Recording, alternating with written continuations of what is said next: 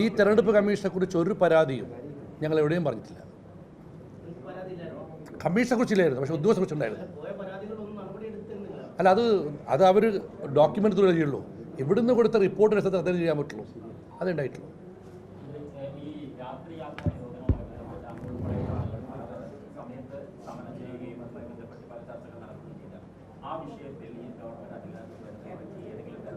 Serious ആയിട്ടുള്ള സമീപനമുണ്ട്.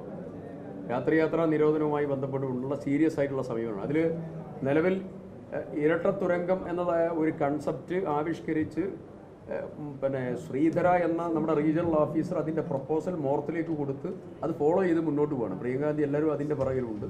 അത് ഞങ്ങൾ MLA മാരുണ്ട്. നന്നായി അതിൻ്റെ കാര്യങ്ങൾ പുരോഗമിക്കുന്നു. അതിനുവേണ്ടിയുള്ള ശ്രമം നടത്തിക്കൊണ്ടിരിക്കുന്നു.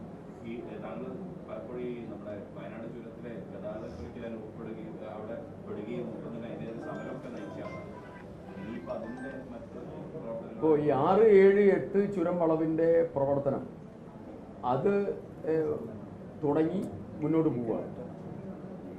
2 കാര്യമുണ്ട്.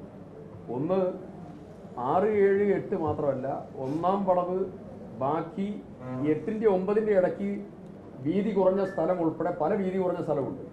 അത് വിട്ടുകിട്ടാൻ പുതുതായി നമുക്ക് സ്ഥലം കിട്ടേണ്ടതുണ്ട്. അതിനുവേണ്ടിയുള്ള വനംവകുപ്പിൻ്റെ നടപടികൾ ഒന്നത്. 2, ചുരം ബൈപ്പാസ് എന്നുള്ള നമ്മുടെ ഏറ്റവും പ്രധാനപ്പെട്ട ആവശ്യം. അതിന് DPR തയ്യാറാക്കാൻ വേണ്ടിയിട്ടുള്ള ടെൻഡർ ക്ഷണിച്ച് അവിടെ കിടക്കുകയാണ്. പിന്നെ അത് നടപടിയെടുത്തില്ല. അപ്പോൾ അതിൻ്റെ മേലെയുള്ള ഫോളോ അപ്പും ആക്ഷൻസും ഒക്കെ ഉണ്ടാകും.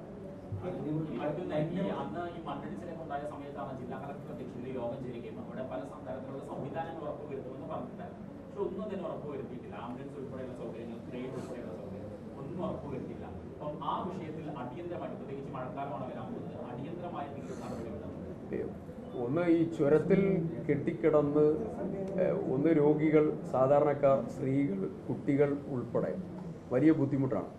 ആ പ്രശ്നത്തിൽ പല തീരുമാനം ഇംപ്ലിമെൻ്റ് ചെയ്തില്ല. അതിൽ ഇംപ്ലിമെൻ്റ് ചെയ്യുന്നതായ തീരുമാനത്തിലേക്ക് ഞങ്ങൾ പോകും.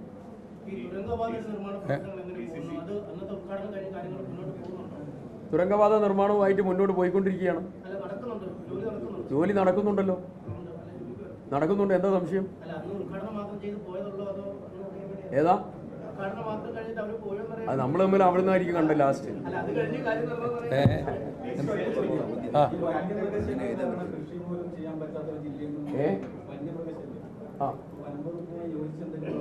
സീരിയസ് ആയിട്ടുള്ള സമീപനം ഉണ്ടാവും. നഷ്ടപരിഹാരത്തിന്റെ കാര്യം ഉൾപ്പെടെ എല്ലാം ആലോചിക്കും.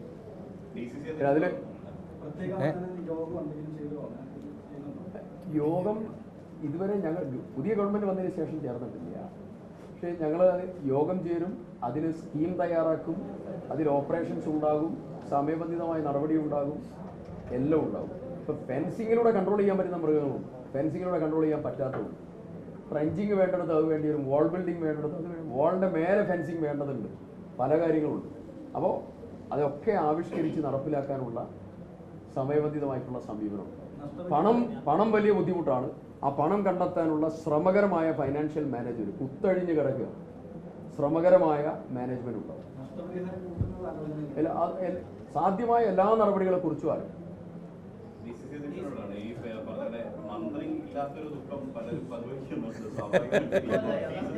അല്ല, ഞാൻ അതിനെക്കുറിച്ച് എന്നോട് സംസാരിച്ച മീഡിയയോടും ഇപ്പോൾ യോഗത്തിലും പറഞ്ഞിട്ടുണ്ട്. 10ാം ക്ലാസ്സിൽ A+ കിട്ടിയ എല്ലാ കുട്ടികൾക്കും ഗവൺമെൻറ് സ്കൂളിൽ അഡ്മിഷൻ ലഭിക്കണമെന്നില്ല. പക്ഷെ അവരെ പഠനവും മുടങ്ങാറില്ല. കോഴിക്കോട് നിന്ന് മന്ത്രിയില്ലെന്ന് കരുതി കോഴിക്കോട്ടെ വികസനം മുടങ്ങില്ല എന്ന് മുഖ്യമന്ത്രിയും മന്ത്രിയും ഒക്കെ പറഞ്ഞില്ലേ. പിന്നെ നഷ്ടത്തിന് ഏതാ? അപ്പം ഇത് പറ്റില്ല. 21 ലാസ്റ്റാ ഭരണഘടനയാ. പാടില്ല. വരുന്നുള്ളൂ. അല്ല, DCC പ്രസിഡന്റ് കഴിഞ്ഞല്ലോ, മാറാൻ ഞാൻ തയ്യാറാണല്ലോ. പാർട്ടി പറഞ്ഞ സമയത്ത് മാറും. കാരണം ഇനി പുതിയ ആളുകൾ വരട്ടെ. കാരണം 2 കൂടി ഒരുമിച്ച് കൊണ്ടുപോകൽ ബുദ്ധിമുട്ടാണ്.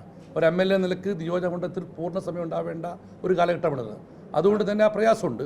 പക്ഷേ പാർട്ടി അതിനൊരു ഷഫ്ലിംഗ് വരുന്നുണ്ട്. ആ സമയത്ത് എന്നേക്കാൾ നല്ല ഒരാളുടെ കയ്യിൽ ഈ ഉത്തരവാദിത്തം ഏൽപ്പിക്കും.